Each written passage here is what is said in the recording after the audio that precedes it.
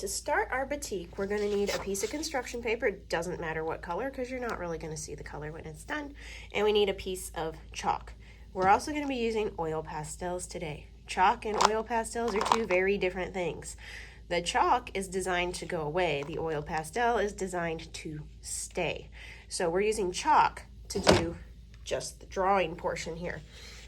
Whatever you decide to do, it could be a simple design, it could be a pattern.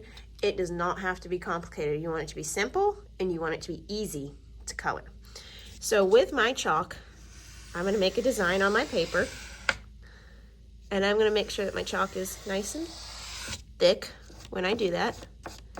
Now eventually the chalk is going to go away, so it does not matter. So I can make a design however I want. The more smaller pieces I break it into, the more fun it is to color with the oil pastels. So I'm just kind of doing an abstract design here. You could do one like my example on the board that actually has different things in it.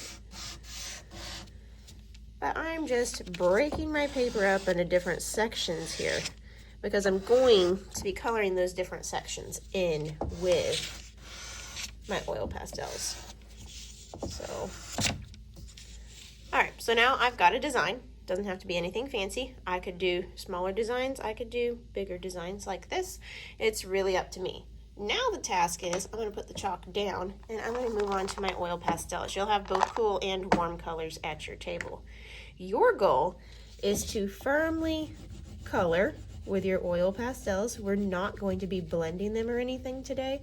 We're just going to be putting the color down, and your goal is to not cover up your chalk lines. You want those chalk lines to stay.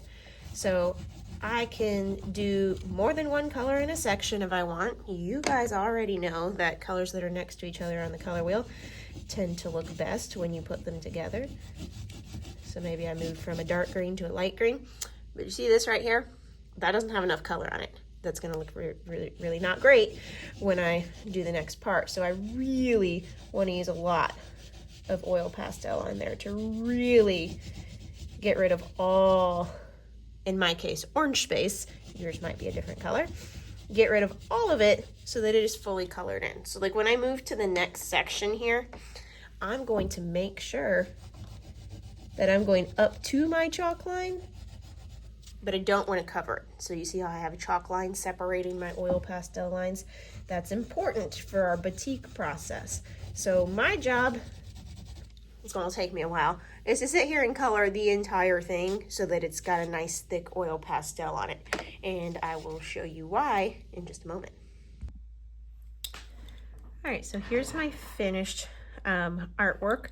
The white is my chalk lines and everywhere else is oil pastel. You can see I've completely covered my paper. So my paper was green originally.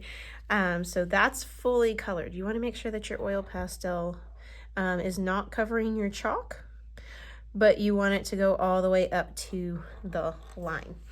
So what we're going to do with this to make our batik is, one, we want our batik to look a little old. So we're actually going to crumble our paper. I know that seems really weird, but we're going to, and not rough, we're going to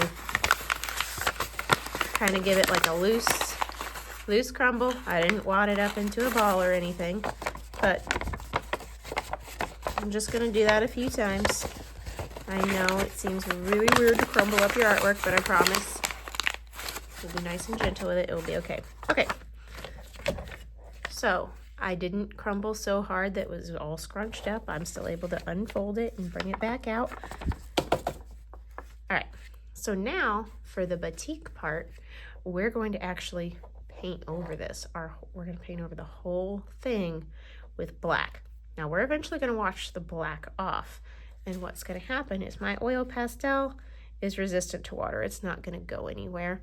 But my chalk will wash right off and it will be left with these beautiful black outlines. So using our paint and our brush, I'm just going to quickly start throwing my paint on. It does not have to be fancy. And again, I know this seems really weird that we're just covering up our artwork, but I promise it will make sense.